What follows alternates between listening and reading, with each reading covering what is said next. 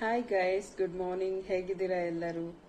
So ಇವತ್ತಿನ video ತುಂಬ ದಿನಗಳಿಂದ ಪೋಸ್ಟ್ ಮಾಡೋಣ ಅಂತ ಪೋಸ್ಟ್ಪೋನ್ ಮಾಡ್ಕೊಂಡು ಬಂದಂತಹ ಒಂದು ವಿಡಿಯೋ.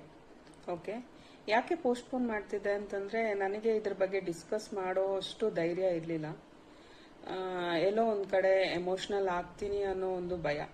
ಓಕೆ, ಸೊ ಹಾಗಾಗಿ ತುಂಬ ವರ್ಷಗಳಿಂದಾನೇ ನಾನು ಇದನ್ನು ಪೋಸ್ಟ್ಪೋನ್ ಮಾಡ್ಕೋತಾ ಬಂದಿದ್ದೀನಿ.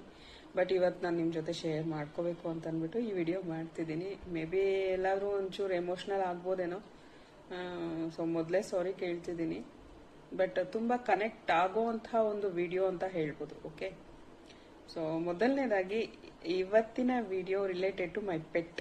ಓಕೆ, ನಾನು ನನ್ನ ಲೈಫಲ್ಲಿ ತುಂಬ ಕನೆಕ್ಟ್ ಆದಂತಹ ಒಂದು ಪೆಟ್, ಮತ್ತೆ ನನ್ನ ಲೈಫ್ ಮುಂದೆ ಟರ್ನ್ ಆಗೋದಕ್ಕೆ ಹೆಲ್ಪ್ ಮಾಡಿದಂತಹ ಒಂದು ಸಿಚುವೇಶನ್ ಅಂತ ಹೇಳ್ಬೋದು.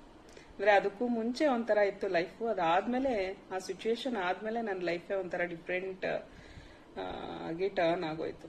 ಓಕೆ, ಸೊ ಏನಪ್ಪಾ ಅಂತಂದ್ರೆ ನಾನು PU ಅಲ್ಲಿದ್ದಾಗ ನಮ್ಮ ಮನೆಗೆ ಈ ಒಂದು ನಾಯಿ ಮರಿ ಬಂತು. ಹೆಸರು ಜಟ್ಲಿ ಅಂತ ಅಂದ್ಬಿಟ್ಟು. ಸೊ ನಮ್ಮ ಡ್ಯಾಡಿ ಫ್ರೆಂಡ್ ಈ ಒಂದು ನಾಯಿ ಮರಿನ ಕೊಟ್ರು ನಮಗೆ.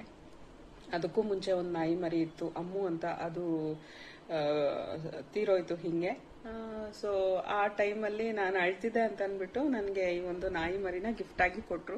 ಸೊ ತುಂಬಾ ಅಟ್ಯಾಚ್ಮೆಂಟ್ಸ್ ಇತ್ತು ನನಗೆ ಈ ಪೆಟ್ಸ್ ಮೇಲೆ.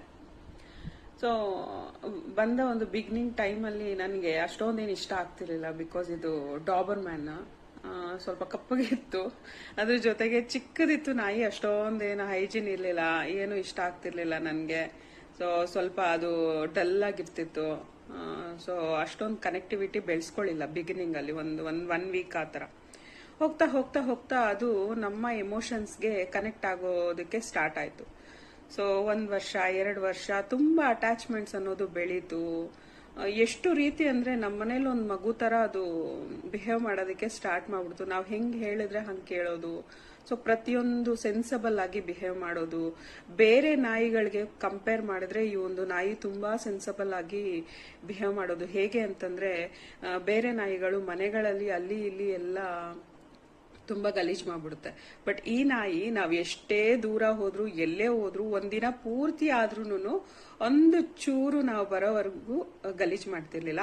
ಅದು ಇರೋ ಜಾಗನೂ ಅಷ್ಟೇ ನೀಟಾಗಿ ಇಟ್ಕೊಂಡು ಅದು ನೀಟಾಗಿ ಇರೋವಂಥದ್ದು ಒಂದು ನಾಯಿ. ಓಕೆನಾ, ಬೇರೆ ನಾಯಿಗಳಿಗೆ ಕಂಪೇರ್ ಮಾಡಿದ್ರೆ ಇದು ಒಳ್ಳೆ ಕ್ವಾಲಿಟೀಸ್ ಇತ್ತು ಈ ನಾಯಿಯಲ್ಲಿ.